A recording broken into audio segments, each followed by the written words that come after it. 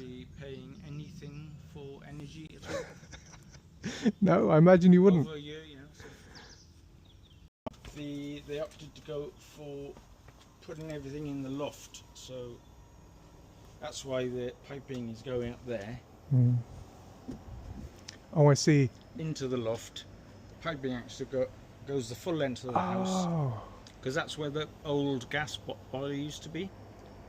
You know, to plug the new cylinder and stuff into the old Connections there that are there. plumbing, because that's, you know, so that's where they. So there's quite a long run from the heat pump to the actual cylinder. Yeah. It was fairly simple because you can just attach it to one of the rafters. You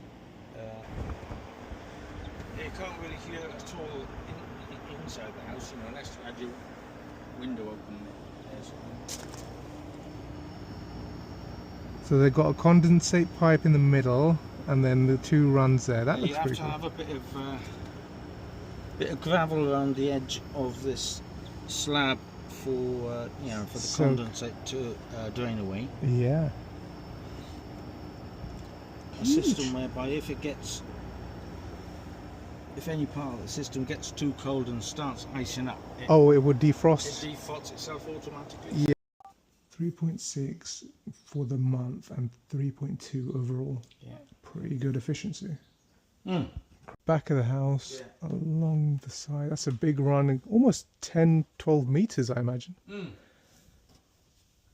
And lovely. It was 150 litre? I think so, yeah. 159, 16. Yeah, that makes sense. Yeah, and you can see the Cosy control hub there, the Cosy hub. That's cool. That's 5,000 watts a generation. Yeah. That's and the incredible. Battery, that means the battery charged 98%. So. It's full. You're going to be. It's full, basically. Yeah, you've got so much generation going on. It's a 6. That's good. Inverter, yeah, 10 kilowatts of battery. Perfect combination. This is the new stuff, so Fox have recently brought out this design. It's only been in about 2 years, yeah, I think so. That's good. And the new cube system for the battery is great for expandability, so that's great.